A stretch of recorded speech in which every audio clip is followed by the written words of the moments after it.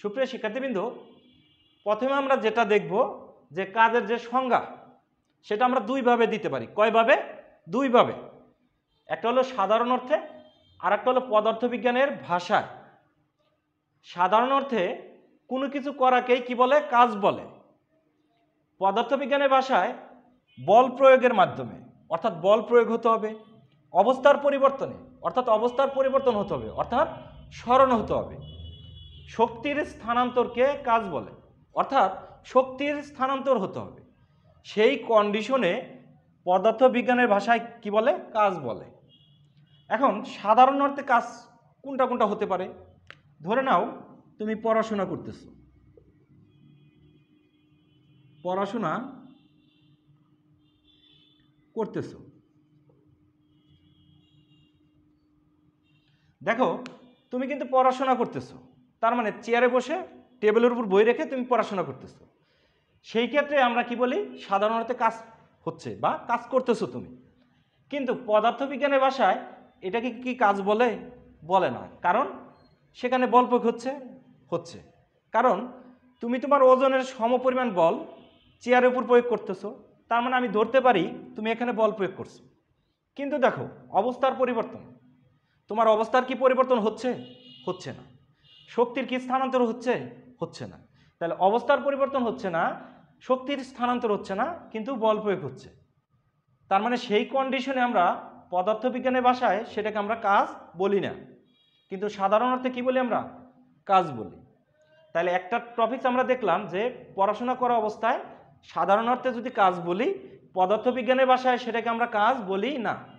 Example আমি বলতে পারি, তুমি একটা সেমিনারে অ্যাটেন্ড করছো, সেই সেমিনারে তুমি বসে মনোযোগ সহকারে সেমিনারটা দেখতেছো, সেই ক্ষেত্রে তুমি কিন্তু বসে রয়েছো, কিন্তু কাজও করতেছো। কোন অর্থে?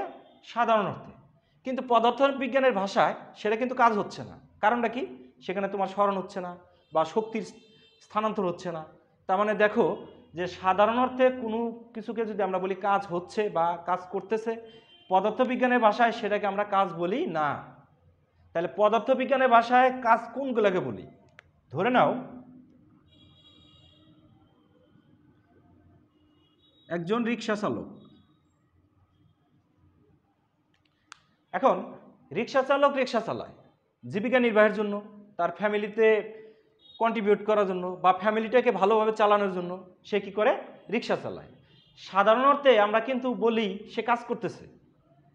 এইবার আসো যে পদার্থবিজ্ঞানের ভাষায় সে যে রিক্সা চালাচ্ছে সেটাকে আমরা কাজ বলি কি না। দেখো সে যখন রিক্সা চালানো শুরু করে, প্যাডেলের উপর বল প্রয়োগ করে, প্যাডেলের উপর বল প্রয়োগ করতেছে, তার মানে বল প্রয়োগ হচ্ছে। এই বল প্রয়োগ করার প্রেক্ষাপটে তার কিন্তু অবস্থার পরিবর্তন হচ্ছে, অর্থাৎ সে এক জায়গা থেকে আর এক জায়গায় যাচ্ছে, তার মানে তার স্মরণ হচ্ছে। দেখো শক্তির স্থানান্তর হচ্ছে। এখন শক্তির স্থানান্তর সেটা আবার কীভাবে হচ্ছে?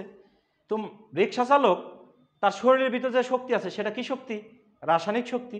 সেই রাসায়নিক শক্তির মাধ্যমে রিক্সা সহকারে রিক্সা চালক গতিশক্তি প্রাপ্ত হচ্ছে, তার মানে শক্তির স্থানান্তর হচ্ছে। দেখো রিক্সা চালক রিক্সা চালায়, সাধারণত সেটাকে আমরা কাজ বলি, পদার্থবিজ্ঞানের ভাষায়ও সেটাকে আমরা কাজ বলি। এখন তোমার কাছে মনে হতে পারে যে সাধারণ অর্থে সব কাজই পদার্থবিজ্ঞানের ভাষায় কাজ নয়।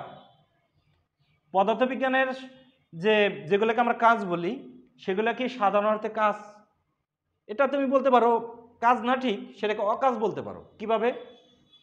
তুমি যে রুমে বসে পড়ো, একটা বই করলে কি অন্য রুমে রাখলা, এখানে দেখো একটা বইকে অন্য রুমে নেওয়ার প্রেক্ষাপটে তুমি কিন্তু বল প্রয়োগ করছো, বইটার স্মরণ হয়েছে, শক্তিরও স্থানান্তর হয়েছে। সেই কন্ডিশনে দেখো যে পদার্থবিজ্ঞানের ভাষায় তুমি কিন্তু কাজ করছো, কিন্তু তোমার রোমের সাপেক্ষে যদি আমি ভাবি তাহলে সে কিন্তু তুমি কাজ করো নাই, কারণ বইটাকে তুমি অন্য রোমে রাখছো।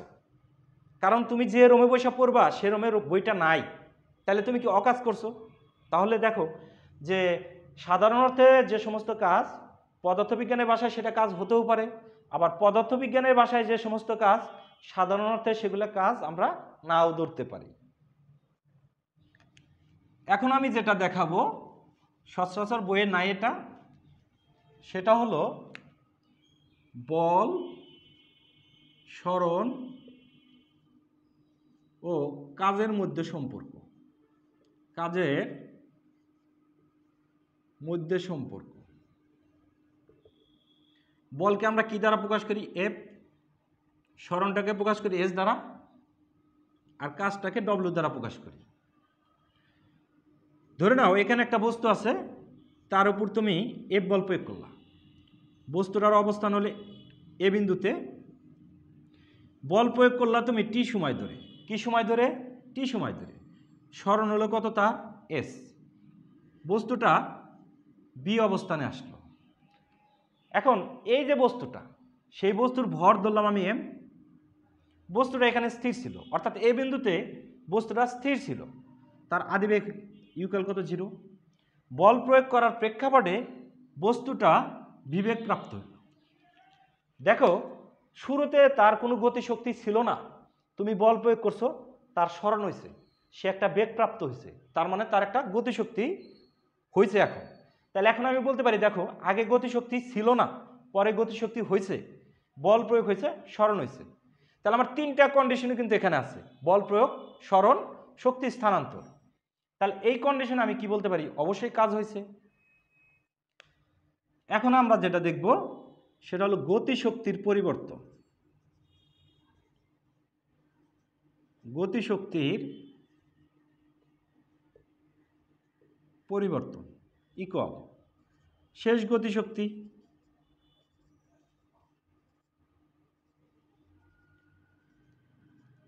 মাইনাস আদি গতিশক্তি। দেখো শেষ গতিশক্তি কত? বস্তুটার ভর এম, বেগ ভি, তাহলে শেষ গতিশক্তি হাফ এম বি স্কোয়ার, আদি গতিশক্তি হাফ এম ইউ স্কোয়ার। দেখো আদি বেগ কত? 0, তাহলে আমার আসতেছে হাফ এম বি স্কোয়ার। তার মানে গতিশক্তির পরিবর্তন কত পাইছি আমরা? Half M B square. এখন এই যে শক্তির পরিবর্তন হয়েছে, এটাই তো মূলত কাজ। তাহলে আমি বলতে পারি half M B square equal ডব্লিউ। এখন তোমার কাছে মনে হতে পারে যে এটার একটা বেগ থাকতে পারে, হ্যাঁ সেটা পারে। আবার এরকম মনে হতে পারে যে এটার বেগ আছে, এখানে বেগ নাই, সেটাও হতে পারে। কারণ এখানে শক্তির পরিবর্তন হচ্ছে বা শক্তির স্থানান্তর হচ্ছে। তাহলে গতিশক্তির পরিবর্তন ইকুয়াল পাইলাম আমরা সম্পাদিত কাজ। সেটাকে আমরা এখানে লিখে রাখি ডব্লিউ equal half M B square.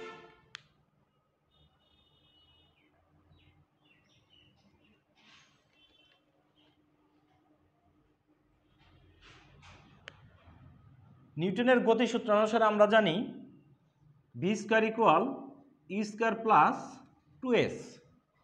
উভয় পক্ষকে আমি, এটা হলো শেষ বেগ, এটা আদি বেগ, এটা ত্বরণ, এটা হলো সরণ। উভয় পক্ষকে আমি হাফ এম দ্বারা গুণ করব। কি দ্বারা গুণ করব? আমি হাফ এম দ্বারা গুণ করব। Half M B square half m u square plus half m into 2as। দেখো এই কন্ডিশনে আদিবেগ তার কত? 0, তাহলে এটা কিন্তু আমার থাকে না। তাহলে আমি লিখতে পারি হাফ এম বি স্কোয়ার, 2 কাটলাম, এম এস। তাহলে half M B square equal কত পাইছি আমি? M S. আবার half M B square equal কত পাইছি আমরা? ডব্লিউ। তাহলে ইকুয়াল লিখলাম আমি ডব্লিউ। আবার এম এর সমান কত জানি আমরা? এফ। তাহলে ডব্লিউ ইকুয়াল কত পাইলাম আমরা? F S.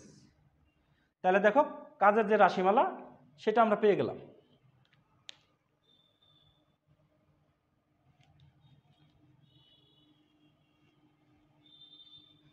এটাই হচ্ছে বল, সরণ এবং কাজের মধ্যে সম্পর্ক। W equal F S. এখন আমরা যেটা দেখব সেটা হলো একক আর হলো মাত্রা। বলের একক কি জানি আমরা? নিউটন। সরণের একক মিটার। নিউটন মিটারকে আবার আমি লিখতে পারি কি? জুল। এখন কাজের এই যে এককটা লিখছি এটা কিন্তু এম কে এস পদ্ধতিতে। যদি তুমি সিজিএস পদ্ধতিতে লেখো তাহলে জুলের পরিবর্তে হবে হলো আর্ক, আর এখানে হবে ডাইন সেন্টিমিটার। তাহলে আমরা কি পেলাম, এমকেএস পদ্ধতিতে কাজের একক নিউটন মিটার অথবা জুল, সিজিএস পদ্ধতিতে আর্ক বা ডাইন সেন্টিমিটার। 1 জুল সমান 10⁷ আর্ক, এটা আমাদের খেয়াল রাখা লাগবে। 1 জুল সমান 10⁷ আর্ক, এটা কীভাবে হলো সেটা আমরা দেখি। আমাদের এখানে আছে নিউটন মিটার, নিউটনকে যখন আমরা ডাইনে লিখব সেটা হবে 10⁵ ডাইন, আর মিটারকে সেন্টিমিটার লিখলে 100 সেন্টিমিটার। তাহলে দেখো 10⁷ ডাইন সেন্টিমিটার, আর ডাইন সেন্টিমিটার সমান আমরা কি জানি, আর্ক। তাহলে 10⁷ আর্ক। তাহলে নিউটন মিটার বলতে কি বোঝানো হয়, জুল। তাহলে 1 জুল সমান 10⁷ আর্ক।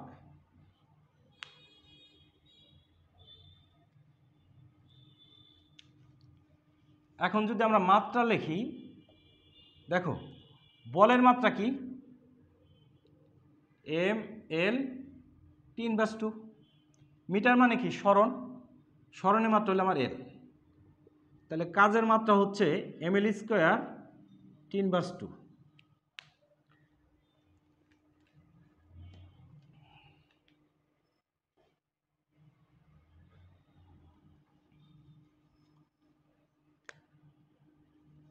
W = Fs।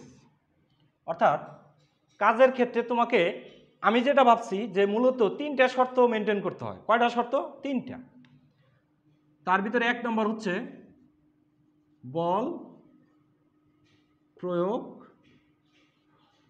হতে হবে। দেখো W = Fs, বল প্রয়োগ যদি না হয় তাহলে বলের মান কত, 0। তাহলে সেক্ষেত্রে 0 × S, তাহলে W = কত, 0। তাহলে সেক্ষেত্রে কি কোনো কাজ হচ্ছে? হচ্ছে না। তার মানে কাজ হতে হলে অবশ্যই বল প্রয়োগ হতে হবে। কন্ডিশন নম্বর 2, সরণ হতে হবে। তার মানে দেখো শুধু বল প্রয়োগ হলে হবে না, সাথে সরণও হতে হবে। যেমন বল প্রয়োগ না হয়েও সরণ হয়। নিউটনের ফার্স্ট ল অর্থাৎ প্রথম সূত্র অনুসারে আমরা জানি যে গতিশীল একটা বস্তুর উপর যদি বল প্রয়োগ না হয় তাহলে বস্তুটা সমবেগে সরল পথে চলতে থাকে। তাহলে দেখো বস্তুটা সমবেগে সরল পথে চলতেছে, তার উপর কোনো বল প্রয়োগ হয়েছে? হয় নাই। বল প্রয়োগ হয় নাই, কিন্তু বস্তুটার কি হবে? সরণ হবে। তাহলে সেই কন্ডিশনে কি কোনো কাজ হবে? হবে না।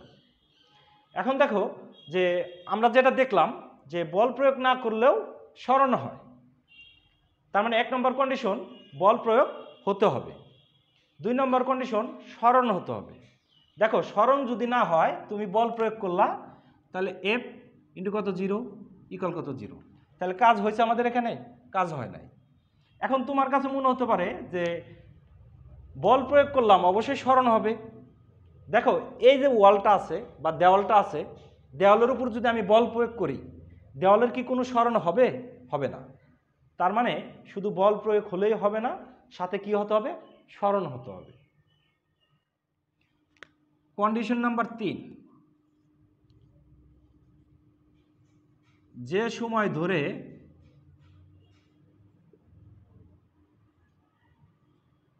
বল প্রয়োগ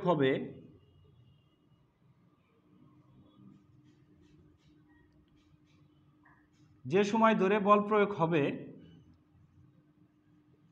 সেই সময়ে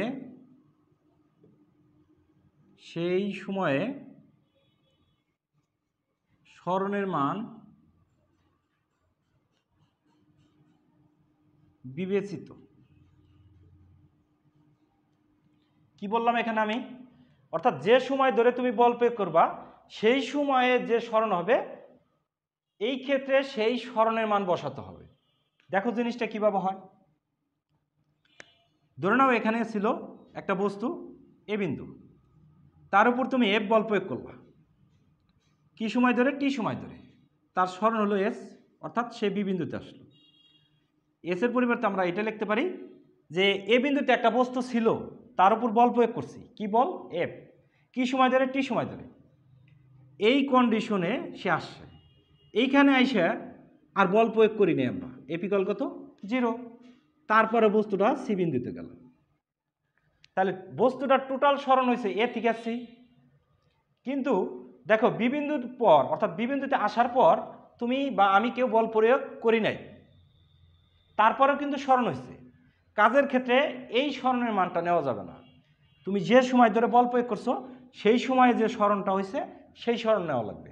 তাহলে আমি এখানে লিখতে পারি এফ সরণ কত হবে আমার এবি। তার মানে কাজের ক্ষেত্রে যে তিনটা কন্ডিশন হতে পারে সেটা আমরা দেখলাম।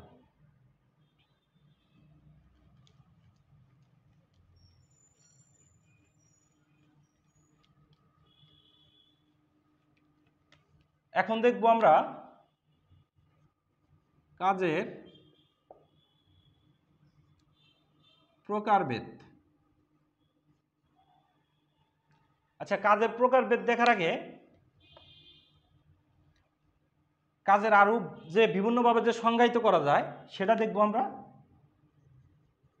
কাজ ইকুয়াল বল ইন্টু বলের দিকে সরণের উপাংশ, অথবা সরণ ইন্টু সরণের দিকে বলের উপাংশ। 9-10-এর জন্য মূলত কিছুদিন আগে যে সংজ্ঞাটা দিছি সেটা অ্যাপ্রোপ্রিয়েট, আর ইন্টারমিডিয়েটের জন্য এই সংজ্ঞাগুলো অ্যাপ্রোপ্রিয়েট। বল ইন্টু বলের দিকে সরণের উপাংশ অথবা সরণ ইন্টু সরণের দিকে বলের উপাংশের গুণফলকে কাজ বলা হয়। সুপ্রিয় শিক্ষার্থীবৃন্দ, আমি শুধু এই নিচেরটা বুঝাবো, উপরেরটাও সেম আর কি। দেখো এখানে একটা বস্তু আছে, তো বস্তুটাকে আমি এফ বলে টানতেছি। এটা হলো ভূমি। ভূমির সমান্তরাল করে দেখো কত কোণে টানতেছি, থিটা কোণে। তাহলে দেখো এফের অবস্থান কয় মাত্রিক? দ্বিমাত্রিক। তার মানে এফটাকে আমরা দুইটা অংশে ভাগ করতে পারি, একটা হলো উলম্ব দিকে আর একটা হলো অনুভূমিক দিকে। এখন এই এফটা অনুভূমিকের সাথে থিটা কোণে আছে, তার মানে এই বরাবর কাজ করবে এফ কস থিটা, আর উলম্ব দিকে কাজ করবে এফ সাইন থিটা। ওজন কাজ করে কোন দিকে? নিচের দিকে। এফ সাইন থিটা আর ডব্লিউ কাটাকাটি যাবে। এখন এই যে বস্তুটা সামনের দিকে যে যাবে কার কারণে? এফ কস থিটার কারণে। ধরে নিলাম বস্তুটা এখানে আসলো, তার টোটাল যে সরণ সেটাকে ধরলাম আমরা এস। তাহলে এই কন্ডিশনে দেখো তার সরণ এস। সরণ কোন দিকে হয়েছে? এই দিকে। এই দিকে যে বলের উপাংশ সেটা কত মান? F cos theta. F cos theta. তাহলে আমরা লিখতে পারি এফ এস কস থিটা। তাহলে ডব্লিউ ইকুয়াল আমরা পাইলাম এফ এস কস থিটা। একইভাবে এটার ক্ষেত্রেও দেখানো যায়।